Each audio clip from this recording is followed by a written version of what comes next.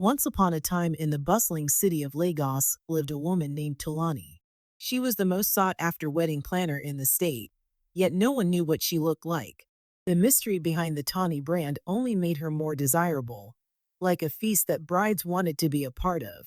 The more invisible she was, the more powerful her presence became. Everyone wanted a Tawny wedding, even if they never got to meet the woman behind the magic. She was known as the master planner, and people booked her months in advance, some even years. That's how much people wanted and trusted her services. They paid outrageous sums just to secure a date with her. No complaints, no negotiations. All they wanted was for Tulani to plan their wedding, and they were willing to pay anything to make this happen. Tulani stood out from others. Her creativity was top-notch, and the aesthetics breathtaking. The vendors she worked with were the best of the best. Tulani was the celebrity's choice for many brides-to-be. She wasn't just a planner. No, she was a dream come true. The woman who would make their special day flawless. But behind all the glitz and glamour, Tulani was hiding something dark. Something that would make all the couples who ever used her services jump out of their skin in terror. Tulani was a perfectionist who ensured that her clients got the wedding of their dreams. She always had rules that her clients had no option but to accept. Tulani never met her clients one-on-one. She never spoke to them on the phone, or even allowed them to have direct access to her. All communications had to be done through her representative, Mr. Kaw.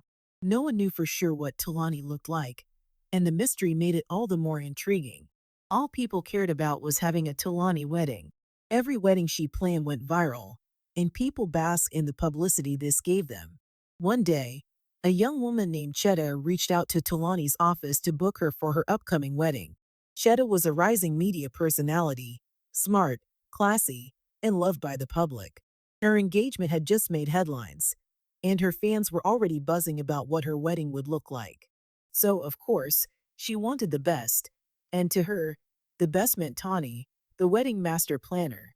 As usual, she didn't speak to Tulani directly.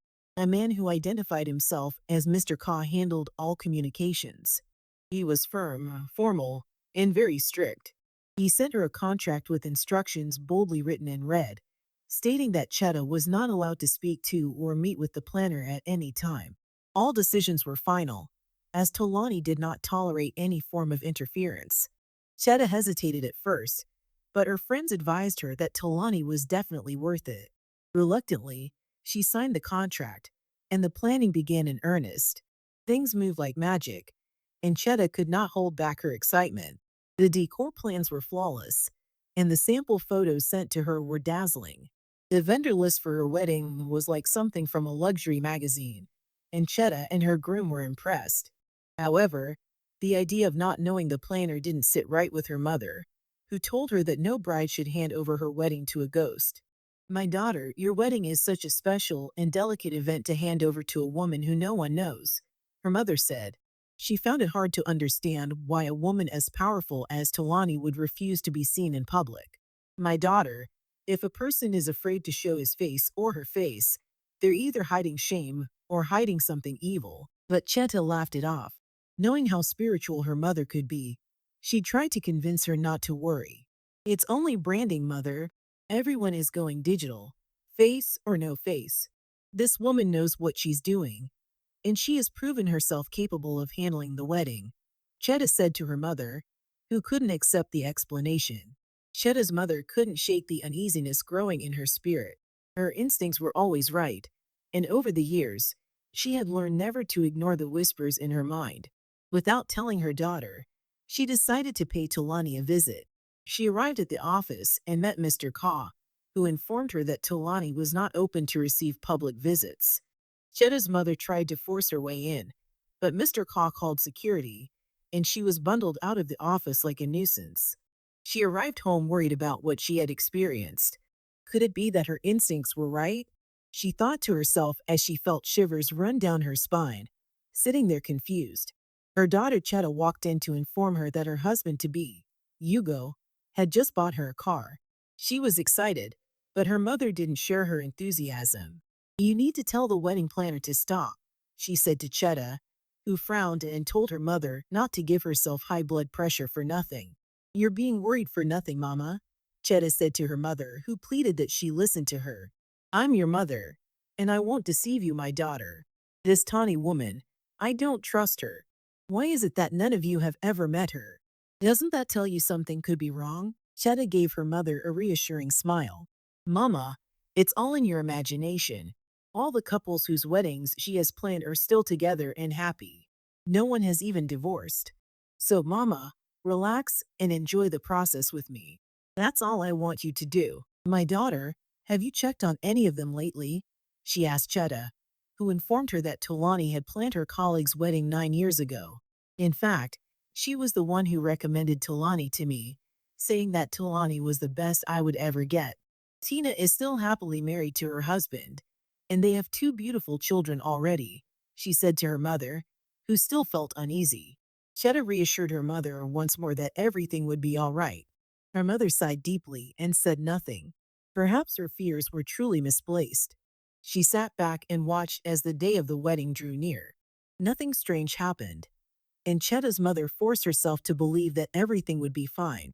The day of the wedding finally arrived, and it was flawless. No detail was out of place as the hall sparkled like something out of a movie. Celebrities walked the red carpet, and influencers posted photos tagging Chetta's wedding as the wedding of the decade. Every major wedding blogger and magazine in the country featured the wedding on their cover pages, and social media buzzed for days with photos of Chetta and her groom in their luxury outfits. Chetta glowed beside her husband Hugo as the world watched in admiration. Mama Chetta couldn't help but smile seeing that her baby girl finally had her dream wedding. She stood by the couple, her hands lifted in silent prayer, hoping that her fears were just her thoughts playing tricks on her. Months passed, and nothing seemed amiss. Chetta was living happily with her husband Hugo. She hadn't conceived yet, but that wasn't a problem, as Chetta deliberately wanted to wait. After 1 year of marriage, she believed she needed time to bond with her husband properly before getting pregnant. So she put off pregnancy until after the first year. Her mother was now at ease watching how deeply in love her daughter was with her husband. The laughter, the warmth, the peace, it all reassured her that all was well. Mama Chetta couldn't understand why she had been so troubled in the first place. She brushed off her fears, choosing to believe they were simply the natural anxieties of a mother giving her child away in marriage. More months passed, and all seemed to be going well until something strange happened. Chetta's colleague Tina was found dead with her husband in their home. They had died in their sleep peacefully with no signs of struggle, no health conditions, nothing out of the ordinary.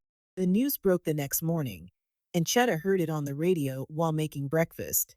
At first, she thought she had misheard, but when her phone started buzzing endlessly, she realized it was real. Tina and her husband were dead. She dropped her cup of coffee, the ceramics shattering on the kitchen floor as her heart began to race uncontrollably. Chetta remembered in that instant that Tina was about to celebrate her 10th anniversary. They had spoken about it several times at the office, and Chetta was sure it was soon. She rushed to Tina's profile to check the date and realized that today was her anniversary. Tina had gotten married exactly 10 years ago, and now she was dead along with her husband. Chetta couldn't help but tremble. She picked up her phone and called her mother, who rushed to her house immediately. It can't be a coincidence, she said to her mother, who silently wished that she had pushed harder for Chetta to cancel Tulani's services. I wish you had listened to me, my daughter, she said to Chetta, who couldn't stop thinking that Tulani had something to do with Tina's death. She held out her phone and began to search for all the weddings that Tulani had planned in the past. Several couples were still alive and happy, but Chetta came across a few who had also died mysteriously. One couple was said to have drowned on their 20th anniversary vacation in the Maldives. Another died in a mysterious house fire on the very night of their 10th anniversary. Both husband and wife trapped inside while everything went up in flames. Chetta's hand shook as she scrolled through the articles. Her eyes filled with tears as her mind raced. Each couple she checked had one thing in common. They had died on their 10th wedding anniversary. A cold chill ran through Chetta's spine. She turned to her mother, who was now on her knees praying, her voice trembling as she muttered Psalm 91 under her breath. Mama, Chetta said, her voice low and shaking. What if this is real? What if Talani isn't just a planner? Her mother opened her eyes slowly and began to speak. Talani did something to you all. She didn't just take your money, Chetta. She took something from you and every couple whose wedding she planned. And if you don't act fast, something evil might happen. Chetta couldn't help but tremble. She became obsessed with finding the truth, and her husband Hugo began to feel that she was overreacting. Don't you think this might be a coincidence? Hugo said to Chetta one night when he returned home and found her sitting behind her laptop, engrossed with news articles, blog posts, and online forums, cross-checking names and dates of every couple that Tolani had ever planned a wedding for. Chetta looked up at Hugo, her eyes sunken with worry. Coincidence? She repeated, her voice tight with frustration. Hugo, I found 6 couples. 6 who all died on the exact same date, their 10th wedding anniversary. No illness, no warnings. They just died. Just gone. Hugo sighed and walked towards her. Babe, I get it. You're scared. Tina's death shook everyone. But maybe you're just overreacting and tying things together because you're so scared that the same might happen to us. Chetta's eyes watered as she closed her laptop. She reached for her wedding contract and showed it to her husband. We need to read this, she said, handing it over to him. Hugo took the paper and scanned through it. I've read this before, love. I was there when you signed it. No, Chetta said, her voice trembling. Look beneath the cancellation policy. Look at the fine print, a faint gray ink that none of us bothered to read. By accepting this agreement, you and your spouse are guaranteed 10 years of marital bliss. At the end of the 10-year term, the balance shall be collected in full. No appeals, no escape. Hugo's hands fell to his lap as he opened his eyes wide in shock. What is this? He asked Chetta, who stood there confused as they both stared at each other in disbelief. We need to report this to the police, Hugo said to his wife, who nodded in agreement. They arrived at the police station and met an officer who informed them that they weren't the first to come forward with suspicions about the wedding planner. However, there was no concrete evidence for the police to work with. The last time they paid a visit to her office, they found nothing suspicious, only her representative, Mr. Kaw, who allowed them to speak to her over the phone. Chetta and her husband tried to convince the police that their lives were in danger. They showed him the wedding contract, which stated that they were guaranteed 10 years of marital bliss, and that after 10 years, the balance must be paid in full. The officer looked at the contract, confused, trying to wrap his head around what it meant. Just pay them their balance, and everything will be fine, he said to Chetta and her husband, who insisted that Tolani was evil. It's not about money, officer. Balance doesn't mean cash. It means our lives. Every couple whose wedding she ever planned, every single one of them died exactly 10 years after their wedding day. The officer scoffed. Madame, do you know how many strange contracts people sign every day? If no one's breaking the law in plain sight, I can't file this as a criminal case. Hugo clenched his fist and yelled angrily at the officer. So, we just wait to die? He asked the officer, who sighed and leaned back in his chair. If you want my honest advice, I'll tell you to go to a church, because what you're talking about sounds like juju. And juju no day get police case, he said to them as they left the police station disappointed. Hours later, they arrived home, and Chetta felt terrible knowing that the police weren't willing to help them despite their complaints. She picked up her laptop and began to browse through articles, looking for anything that would be helpful in finding out who Tolani really was. After hours of searching, she found an article buried under countless pages of search results. It was written by a woman who tried to warn people about Tolani. Stay away from the evil wedding planner, she wrote in the article, talking about the decade of death and the fact that Tolani's decision not to show her face was deliberate to achieve her evil goal. The replies under the post bashed her for spreading lies about their favorite wedding planner, Tani. However, one comment stood out from the rest. It was a single reply posted anonymously 3 years after the article had gone viral. It read, "If Tani ever planned your wedding, burn all the items she ever gave to you. Don't just burn the items, burn the memories. She marks couples through the gifts she sends, especially the wedding veil and the groom's tie. If you ever want to know who Tolani is, go to the only old house on Baker Street. You won't miss it. Cheddar remembered in that moment how Mr. Kaw had insisted that his boss Talani had decided to give the couple their dream veil and tie as a way of appreciating them for using her services. It didn't seem like a big deal to Cheddar, who agreed without thinking twice. Now her heart dropped. Realizing that the gifts were evil, Cheddar ran to the bedroom and flung her wardrobe door open.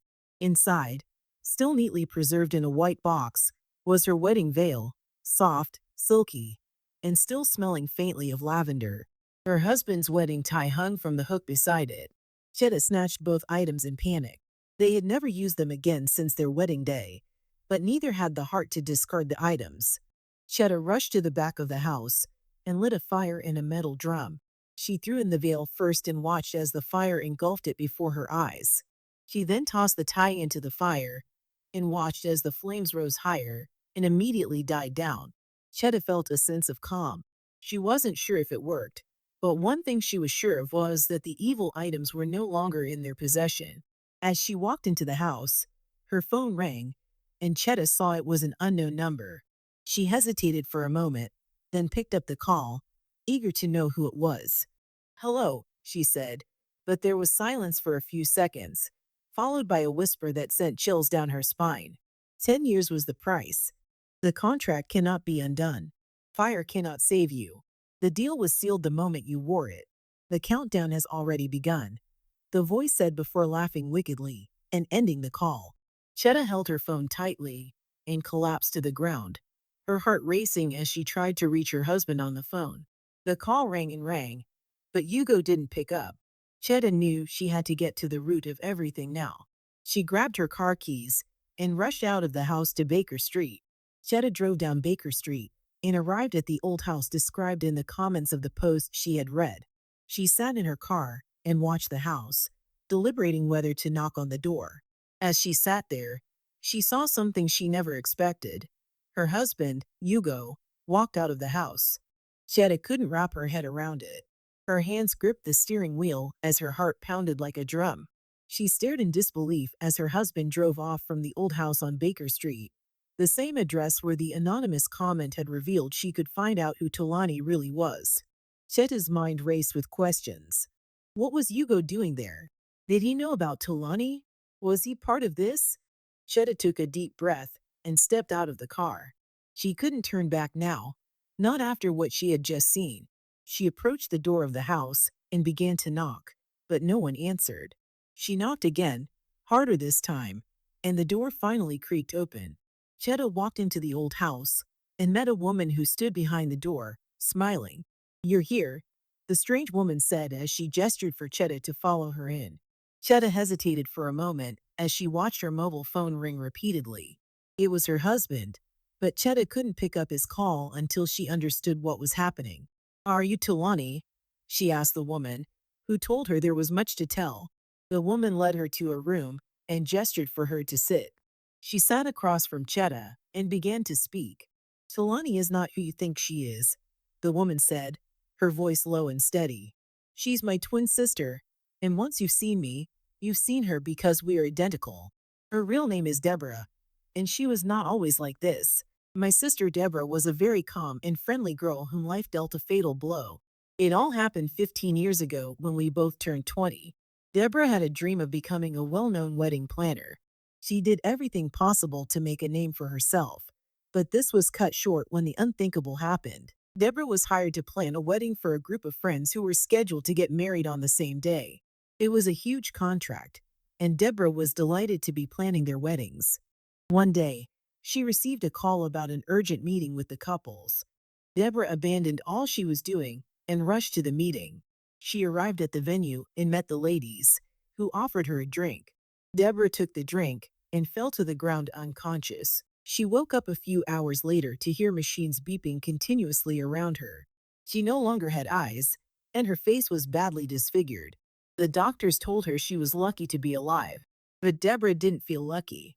She felt cursed, broken, betrayed by the very people she had worked so hard to please. What she didn't know was that her clients were ritualists who had used her in a blood sacrifice to make themselves rich.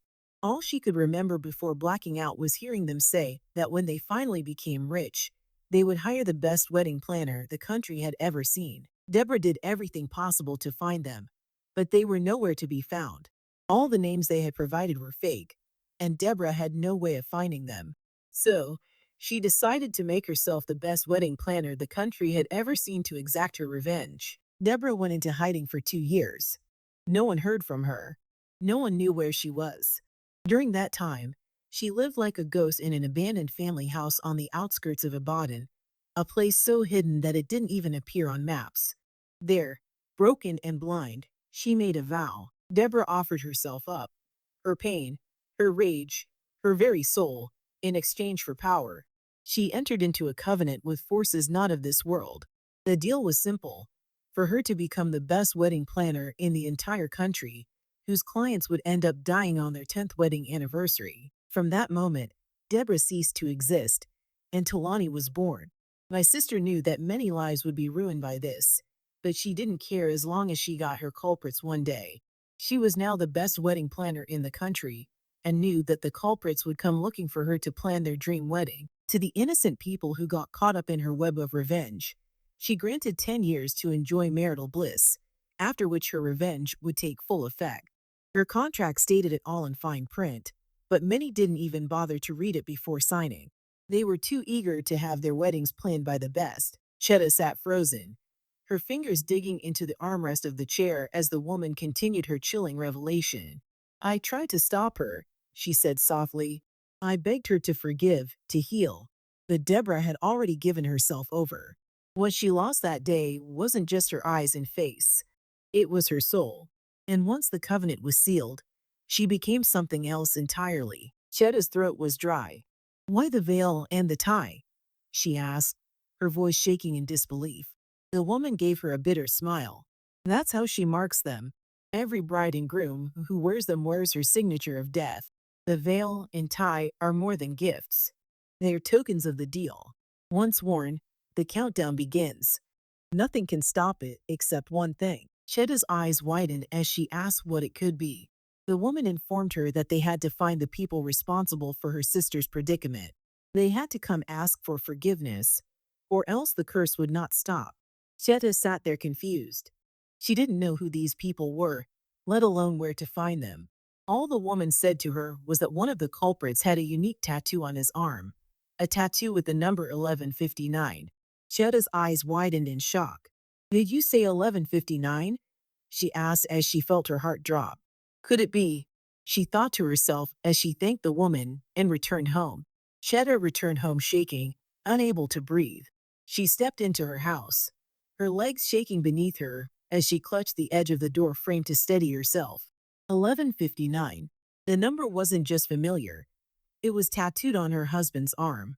Nothing made sense to her as she tried hard not to believe that her husband was responsible for all that happened to Talani. As she sat there, Hugo walked into the house. Where have you been? I've been calling you for ages, he said as he approached his wife, whose eyes were red from crying. How could you? Chetta asked Hugo, who tried to understand what she was talking about.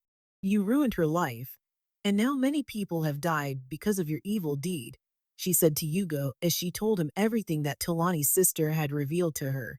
Hugo sat there shaking as he stared at the tattoo on his wrist, unable to say a word. After a long silence, he finally spoke. Chetta, I didn't do it. I swear to you. Chetta blinked, confused. Then explain the tattoo. Explain everything to me, Hugo. Hugo leaned forward, his voice calm but strained. Many years ago, back when I was still in university, I had a friend named Bai. He was wild, adventurous, always dragging me into crazy things. One day, he dared me to get a tattoo. He said it symbolized living life to its fullest, that the number 1159 meant we should live like we only had 1 minute left. Chetta stared at him silently as he continued. I was young, dumb, and trying to impress. So I agreed, and we both got the tattoo. But everything changed a few years later. Bai came to me one day with an offer. He told me that there was a way we could become rich through something he called spiritual elevation, rituals, chetta, blood money. He said he had already met some people who could help, and that they were planning a big sacrifice. Hugo's face twisted with disgust. I said no and walked away. We never spoke again. That was the end of our friendship. I buried that chapter of my life and moved on. But I never got around to removing the tattoo. I didn't think it mattered anyway. Chetta's breath caught in her throat, her hands trembling as she asked her husband what he was doing at the abandoned house on Baker Street. I went there to drop off a purse that I picked up from the roadside. It had an ID card in it with that address. So I called the owner and rushed to return it, he said to Chetta, who stood there stunned to discover that all her doubts about her husband had been wrong. Tears filled her eyes as she collapsed into a chair, relieved that her husband was innocent. However, they had to find Bai, and Yuko had a faint idea of where he could be. They arrived at Bai's home, and he was delighted to see them. He welcomed them into his home, and Chetta confronted him about what he did to Deborah. Bai had been married for almost 7 years and had a few years left to live. As expected, Talani had planned his wedding, as well as those of his other friends who had all died mysteriously on their 10th anniversary. Bai was the last to get married, and the only one still alive. When all his friends began to die, Bai was terrified but didn't know what to do. He had been living his life not knowing that Talani was still alive and was the one responsible for all that was happening. Chetta informed him that he had a few years left to live if he failed to make things right with Talani. So many people have died all because of your wicked deed, and many are yet to die, including my husband and myself, if you fail to make things right with her. Bai felt terrible to hear this. He agreed to meet with Tolani, and Chetta took him to the old house on Baker Street. Bai was terrified. He didn't know how to face Tolani after all that he had done to her. Tolani's sister ushered them into the room where her sister was, and Tolani couldn't believe what she was feeling. Even without the gift of sight, she could feel his presence, the weight of his betrayal pressing through the air like a thick fog. She rose slowly from the corner of the room, her disfigured face cloaked beneath layers of silk veils. I didn't know you were alive, Deborah. I thought you died that day, Bai said, his voice trembling. I was a fool. I was greedy. We used you, lied to you, hurt you, and all for what? Temporary wealth. Look at what it cost. My friends are all gone, and I haven't slept peacefully in years. I never knew you'd come back, Deborah, and I never thought you would go this far to seek revenge. Tulani's voice cracked, revealing the pain beneath her vengeance. You made me this way. You and your friends ended my life before it even began. I died that day, and something else took my place. I slowly crawled forward and rested his head at her feet. Please forgive me, he said. Please take my life if you must, but spare the innocent people who had nothing to do with it. No one else has to die because you have finally found me. Talani stood still for a long moment. The entire room fell silent as everyone anticipated what she would do next. After a while, to the surprise of everyone present, Talani stretched out her hand and lifted the curse. She had spent all these years consumed by bitterness, destroying the lives of countless innocent people who had placed their trust in her. Talani realized she was no different from Bai. She had done even worse things in her quest for revenge and knew that she had to stop. She lifted the curse in that instant, setting every marked couple free.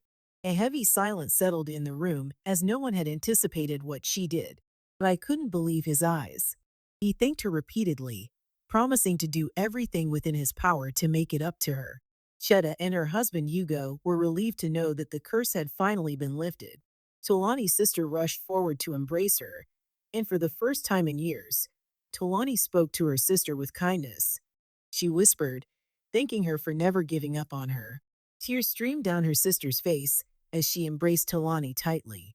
I just wanted my sister back, she sobbed gently as she hugged her sister.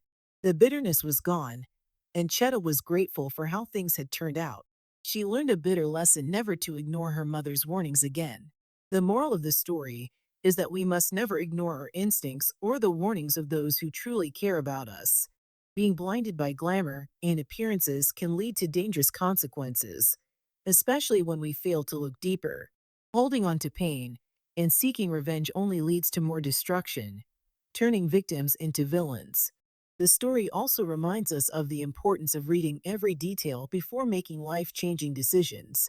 Finally, true healing begins when we confront the truth and have the courage to expose evil, no matter how deeply it's hidden.